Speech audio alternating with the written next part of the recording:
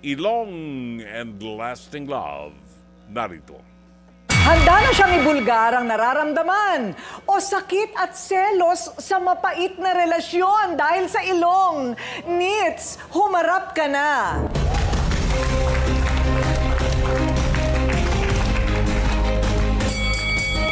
Ayan, Nits, ano ang problema mo? Yung jowa ko po, yung partner ko na sobrang babaero. Okay, yung partner mo na sobrang babaero.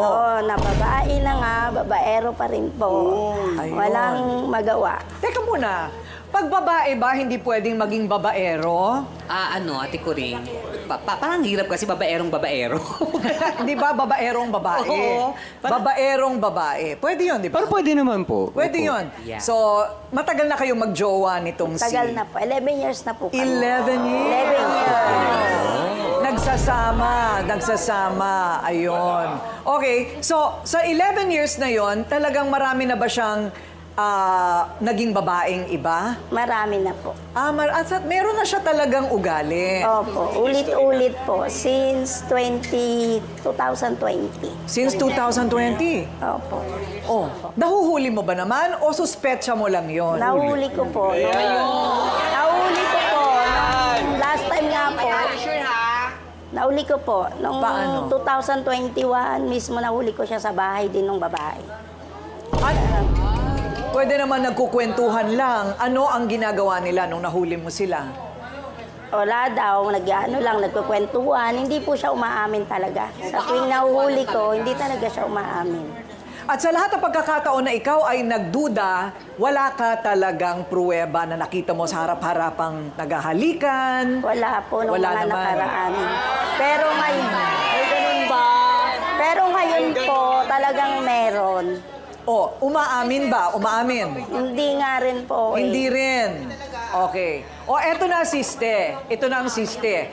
Ano ang pinaka-ebidensya mo na itong pinagseselosan mo ngayon ay talagang may relasyon sila? Nakita ko po sa cellphone niya, sa gallery niya po, na may picture ng pinagawang ilong, tapos may picture po sila na nakakalong siya sa babae. Na kumikis po siya. Nakakalong! Yan po, talagang dawal. Nakakalong. Opo, kumalong po siya doon sa ilong na yon. O, teka muna sandali lang. Ano ngayon kung nagpagawa ng ilong? Oo nga, ate. Bakit niya po pagagawan ng ilong yon? Kaano-ano niya ba yon? Paano mo naman ako nga po, nalaman? hindi niya mabigyan ng pampariban, pampaganda. Tapos sa babae, Paano mo alam na siya ang gumasto sa ilong ng babae? sabi niya po, inano niya daw, pinahiram niya lang daw yung babae ng pampagawa ng ilong. Naawa siya, yun naman ang kwento niya sa akin. Ayun. Kasi, Okay. Pakita nga natin, Ryle, yung before and after ng ilong. Ano ba tong ilong na pinagsasabi? Ito ba yung babaeng pinagseselosan mo? opo Okay. yan po. Okay. Yan. Ito yung dati. Ayan, siya po, di ba? Ito ba yung napagawa na yung ilong, hindi pa? Hindi pa po. Ito yung dati. Ayan po yung dati niyang mukha. Ito Nakita yung ko sa dati. gallery ng aking Feeling ko partner. ano siya, ginawa na yan, tapos namamaga. Namamaga. Oo. Feeling ko gawa siya. Kasi Pero parang- naka-violet eh. Parang may parang anesthesia yung ganon. So hindi pa siya healed? Okay, gusto ba ninyo makita kung ano na itsura niya? Oh, eto na ngayon ang itsura niya. Ay! Donita nose? Oh. Donita Nose, wala ka nang sinabi dito. Donita nose sa Ayan. Okay, so ito na siya, Alamin na muna natin, di ba, yung kabilang panig? Ha, okay. O, so narinig natin ang panig ni Nits, kilalanin natin ang nagbigay daw ng pera para makapag-paritoke ng ilong ang babaeng pinagseselosa ni Nits. Woo! Dada, humarap ka na.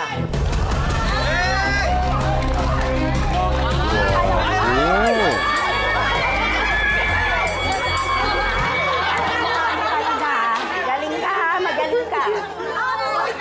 Tatanggalan ko ng ilong ko yung babae mo, Hindi pati naman yung ikaw. totoo, Anong hindi lahat. totoo? Lahat Oras ka hindi lang nagharap totoo? ko, kaya na ako sa kapitbahay. Lahat-lahat na lang. Wala na akong ba? kang iharap doon sa kapitbahay natin. Oh, Lagi mo bakit? kong inaaway. Dapat Lagi mo lang. kong minumura. Dahil Hindi wala- naman totoo. Bakit siya pinahiram mo? Ako, pinapariban mo? Kapal na mo. Hindi ka ba kontento? Ano? Gagawan kita ng bahay. Ano pa bang kulang Ano? sa'yo? Bahay? Iyon na bahay mo. Totoo ba na may iba kang babae na pinagawa mo pa ang ilong? Wala na po, ma'am. Yan lang po. Magaling ka talaga. Magaling ka magsinungaling. Teka, ka. teka muna, sino ang nasa puso mo ngayon? Si Nix po. Si Nitz. Sweet. Kaya masyado lang talaga sinusa. Uno, 7,000, pero ang hinala mo, binayaran niya. Pero sabi niya, inutang lang sa kanya. Ano ang totoo? Inutang lang po, ma'am. Kasi Hindi ganito totoo po yan. yan. Si Ann po kasi, minsan, nagkukwento sa akin yung tungkol sa buhay niya. Siyempre, lumambot naman yung loob ko. Siyempre,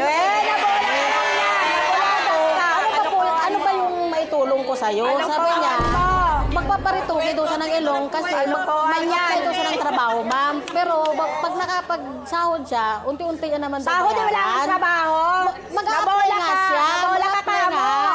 Hiram, Kasi pinahiram. unti-unti na daw ako Baka bayaran. nabola ka, hindi mo pinahiram. Hindi mo lang kasi naintindihan. May ano ka, may relasyon talaga kayo. Pairami mo ng ganong kalaki. Hiram, alam mo walang trabaho. Kalokohan. Kalokohan Lagi yan. nga daw siya binubuli, Kalokohan. ma'am, sa kanila. Hindi siya makahanap ng Kalokohan trabaho. yan. Kasi nga, bakit daw yung ilong niya, pango, malaki Okay. daw. Ba't hindi yung ilong mo ako na to. Pinakain Doon na kailangan magpa- gwapo. Oh, di ba? Gwapo ka palang mukha mo. Gwapo ka.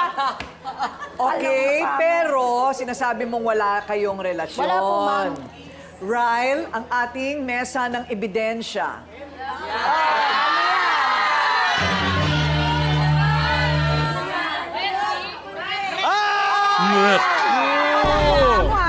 Inaamoy pa. Sabi nga sa'yo, mag-selfie-selfie daw kami. Ngayon, ang sabi ng kaibigan ko, ikis mo. Ang ginawa ko, ma'am, siyempre lasing ako, nag-smack lang yan. Hindi naman talaga. Inamin din! Smack lang, nakaganon lang ako. Parang binubulungan ko lang siya. Hindi naman totoo talaga yan. Oh. Aminado. Oo, di ba Alam mo, po? tingin ko Magaling ganito lumusot yan, Ate Hindi, Cory. hindi. Ito, aminado. Ito yung personal. May problema tayo, Dada. May problema tayo dito pa lang, oh. Wala po, ma'am. Oh, Di ba? Magaling ka lumusot. Tapos, ako, Tawa-tawa ka lang eh. alam mo, yung ganyan na, syempre, babae ang gusto mo, di ba? Madalas ka daw mahuli na sa noong nakaraan. Tapos, pinahiram mo, malaking bagay ang 7,000 pesos. May damdamin ka na dyan. Di po. Ayaw talaga umamin. Sinets lang po talaga. Todo dilay lagi eh.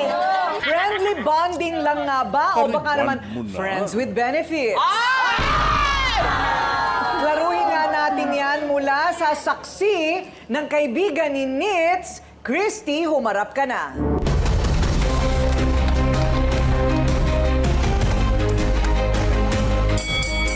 Ayan.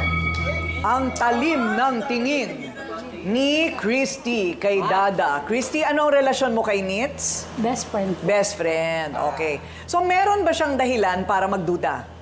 Meron po. Okay, bakit mo nasabi? Palagi ko pong nakikita yan. Kaangkas sa motor yung babae. Sinungaling ka. Wala naman. Aminin mo na! Aminin mo na kasi Dada, nakita ko. Ano daw? Kaibigan ko yun. Huli ka na kasi Dada, tinatanggi mo pa. Nakisabay lang yung sa akin. Bago kaya rin. Maraming rason yan eh. Aha! Riding in tandem pala kayo, ha? May rason yan. Palagi po yan. Nakikisabay lang sa akin. Palagi po yan. Pumunta sila sa may barberya. Nagpagupit po siya kasama yung babae. Nagpapagupit kasama yung Tapos, babae. opo. Tapos mag-holding hands. Tapos nung ano... Holding hands! Opo. Tapos niyakap po yung babae. Niyakap po niya. May kayakap pa, kayakap. Niyakap po niya. Diba? Didinay ka pa. Dapat pinicturan mo Dinay kami. ko. Padinay eh. Picturan. May bigay sa kanila na ulit. Marami ng picture. So ano sa palagay mo, Christy? Ano ba ang dapat? Hiwalayan na ni Nitz. Uy, 11 taon yan, ha? Sayang. 11 taon, sayang. Anong payo mo kay Nitz? As a friendly advice po, kasi alam ko naman pong mahal po niya si... Eto, kahit ganyan po yan. Hello, Dada. Babatukan kita, mababatukan kita. Oh, tapos, Tawa sige. lang siya ng tawa oh. O, eto na. Huwag na natin patagalin pa, ha? Ang naging ugat ng selosan. Ayan na! Ayan na! Eto na. Tapos ng ilong Ann, yan. humarap ka na. Ayan. Tangos ng ilong. Ganda ng ilong, oh. Ingat lang. Ingat lang. Kinakampihan mo pa, ha? Baka magalawang ilong. Ang galing mo mangkutot sa jowa ko, di ba? Maawa ipit ko para ano? Hup! Mapaganda yung ilong mo mukhang ano? Higit ka lang. Maganda ako sa'yo. Maganda ako, no? Natural beauty ikaw. Ano yung ilong mo? Ay. Ha? Ano yung tsura ng ilong mo? Maganda. Yung antipaklong? Pag ganyan-ganyan Ilong ka, ba dapat antipaklong? tanggapin mo kung ano yung sarili mo. Kung gusto mong gumanda, magtrabaho Parang ka. Hindi mangutot ka. Pagpagulan mo.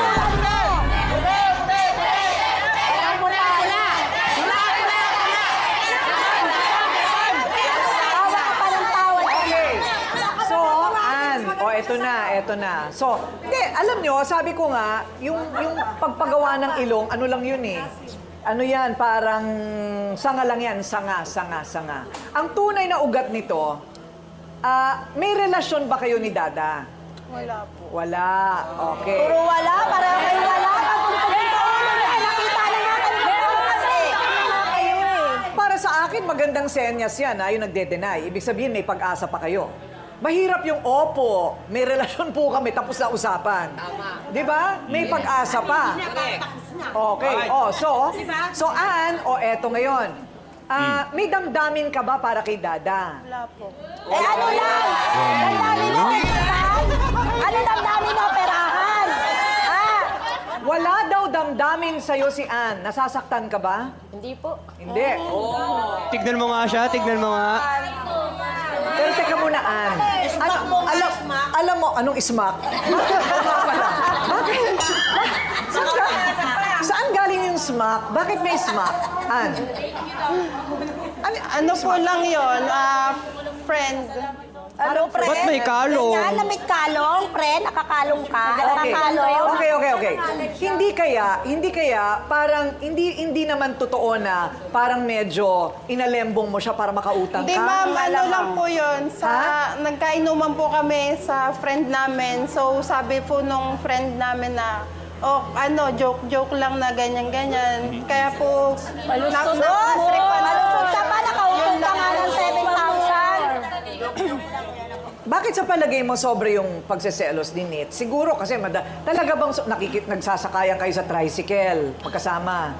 Sa motor po. Sa motor. Nakita Hindi ko kayo. siya. Di ba? Kita-kita na kayo, puro kayo deny eh. Puro deny. Okay. Susunod na tanong. Bakit kay Dada mo pinasagot yung pagpagawa ng ilong? ano po, dun po kasi sa inuman. So nagkapalagayan po kami ng loob, nagkakwentuhan po kami. Di ba? Okay. Kasi po, naging independent po ako na tao. Kumbaga, 7 years old po lang po ako, wala na po akong tatay. O bakit tatay ba siya? Tatay mo ba siya? Yung Ano? sabi ko po, may asawa na pong iba. Hindi ano po ngayon? kayang tulungan ng pamilya ko. Tapos napakwento po ako sa kanya, tinulungan niya po ako. Tinulungan ka niya o binola-bola mo siya para mapaganda yung ilong mong sarap? Kasi ma'am, bata pa lang po ako, nasap na po akong pango. O di sana nagtrabaho ka para gumanda ilong mo, hindi mangkutot ka sa jowa ko. Gusto ko lang kasi makapagtrabaho kasi may PWD din po akong O rason niya, manghutot. Bakit? Anong sakit? Anong yung sakit? ADHD po. ADHD. Tapos yung asawa ko po, tinangay po yung bunso kong anak. Kaya po ngayong Pasko po, tsaka New Year, malungkot po ako. Mag-isa lang po ako sa buhay. So sa pagkakataong ito, ang ipinapaliwanag lang niya ay wala lang siya mahingahan. Nagkataon nandun si Dada. Friendly. Itong pogi mong jowa. Alam mo yung ganon? So, gusto mo lang magkaroon ng trabaho, kaya ka nagpagawa ng ilong. Kaso po, wala pa rin po tumanggap sa akin kasi nga daw po, pangit daw po ako. Pangit ka daw? Hindi ka pangit. hindi. Hindi ka pangit. Sino yan? Oo. Kailangan matapos. Dr. Love, when it comes to relationships, kapag gumastos na ba ang isang tao sa ibang tao na hindi naman niya kaano-ano, Ibig bang sabihin may meaning na yon? Hindi naman siguro. Ako ginagawa ko yun araw-araw dito. Pero mga tao na talagang mahilig tumulong, Pero dito sa kasong ito, ilang beses natin napag-usapan na Ate Kuring, yung platonic relationship. Tingin ko walang platonic dito kay Dada at saka dito sa kay Ann, oo. Walang platonic kasi bago pa lang sila eh. Mahirap paniwalaan na nahulog ka agad yung loob ni Ann kay Dada. Nag-inuman lang sila, nahulog na yung loob niya. Hindi rin platonic dahil walang investment ng time or emotion buhat kay Dada. Si Dada, maaaring tumulong hoping against hope na meron siyang makukuha. Ergo, nandun yung picture ng smack.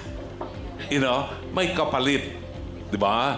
Kay pangalan kay Nets, we can sense your insecurities, no? Dahil this is not a normal relationship between a man and a woman, So, nararamdaman natin yung insecurities mo. Siguro malaki na itutulong din ni Dada sa'yo, financially or something. At yung 11 taon na ininvest mong emosyon sa pagsasama ninyo. So, nandun yung insecurities. But one thing I can tell you is this, napakahirap sa isang karelasyon yung walang tiwala sa'yo yung karelasyon mo. Lahat ng kilos mo may kulay, lahat ng kilos mo may pakahulugan. Diyan masisira ang inyong relasyon. You might want to think about it. Salamat.